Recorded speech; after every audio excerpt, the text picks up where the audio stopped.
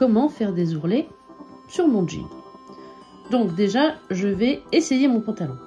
Et je vais l'essayer à l'endroit. Puis je vais retourner dans ce sens-là mon pantalon. Il est bien quand il y a un ourlet comme ça. Et je vais venir marquer ici le pli avec mon crayon crayon. Et je vais retourner mon pantalon à l'envers. Et je déplie complètement l'ourlet que j'ai fait, que j'ai roulé. Donc j'ai mon trait qui est là, je le repasse un peu. Voilà. Alors ça, c'est là où je veux que mon pantalon se finisse. Donc, pour commencer, je vais mesurer la hauteur de cet ourlet d'origine. Donc, si je sais pas faire de maths, je rajoute 1,8 à partir du trait, 1,8, et je remets 1,8. Je me retrouve ici.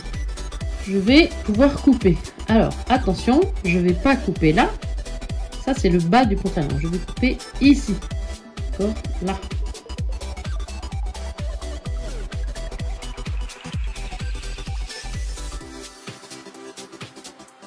Et donc, je vais aligner le bord coupé ici sur mon trait.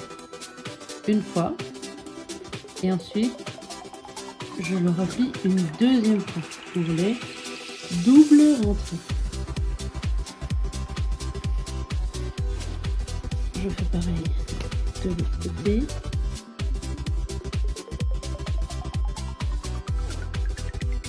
Et j'y prends. Je vais étirer mes deux côtés là et j'ai le bord du jean ici. Alors le bord du jean ici va me gêner parce que ici, vous voyez, j'ai beaucoup d'épaisseur. Donc avec mes ciseaux, je vais prendre cette bordure qui dépasse là et au niveau de la moitié, donc là c'est le trait, là c'est le bas, je l'entame, tac. Et je vais pouvoir répartir un de chaque côté. Quand je vais tourner, je vais faire comme ça. Et je roule. Comme ça, j'ai moins d'épaisseur à passer. Ici, c'est une plaquée, donc je peux faire autrement.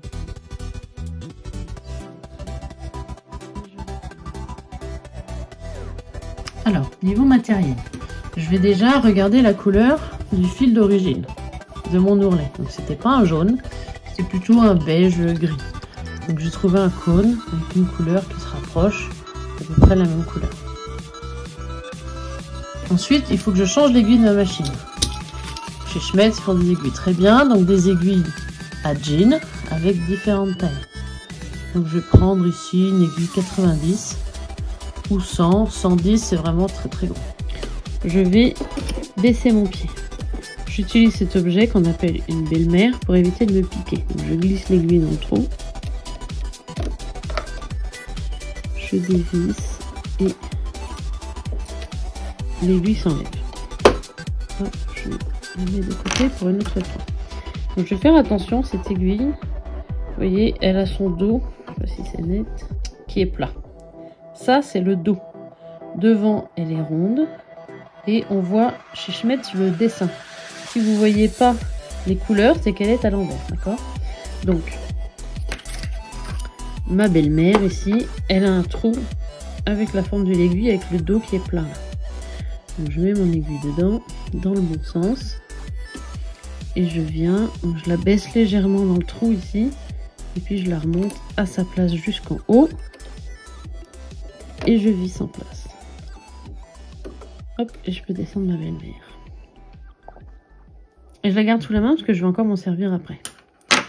Du coup, je fais l'enfilage avec mon fil. Donc je vais glisser mon tissu sur l'endroit.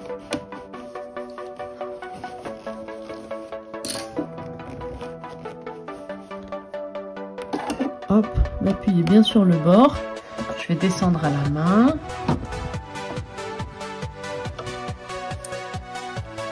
Et je vais coudre très doucement. En commençant par ma marche avant, ma marche arrière. Je vais faire des points assez longs.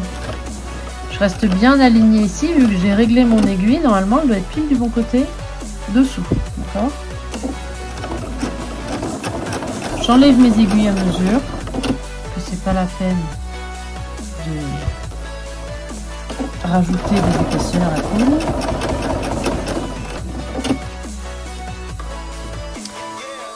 Et je vais m'approcher tout doucement de ma première couture. Celle-ci, elle est épaisse, d'accord? Donc, ma belle-mère va pouvoir venir m'aider ici. Je vais m'approcher vraiment au bord de la couture. Là, on voit qu'il y a une grosse bosse. Je vais lever le pied et je vais venir mettre... Ici, la belle-mère, elle a deux épaisseurs. Ici, elle est un peu large et celle-ci très large, d'accord? Donc, je vais venir mettre celle qu'il faut derrière pour soulager en fait mon pied là, pour pas qu'il gigote. Et je vais coudre doucement juste les quelques points qu'il faut, voilà, pour l'aider à la soulager. Et elle tombe toute seule derrière. Hop. Et une fois que je suis dessus, je peux la remettre par devant. Donc je fais attention de bien la positionner et pas de faire piquer. Et une fois que j'ai passé la bosse, je peux y aller, je peux repartir, faisant bien attention à enlever les épingles, et je peux de nouveau accélérer un peu plus vite.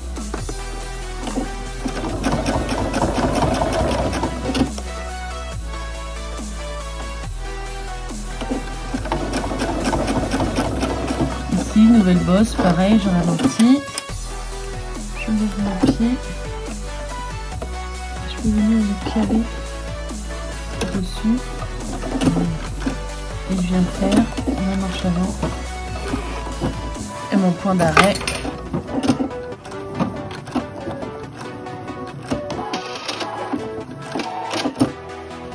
Et du coup, je suis bien alignée là où je voulais par rapport au bord. Je suis pas trop loin du bord, je suis pas trop près du bord ici. Et du coup, j'ai bien pris mon repère. Il ne me reste plus qu'à faire mes fils.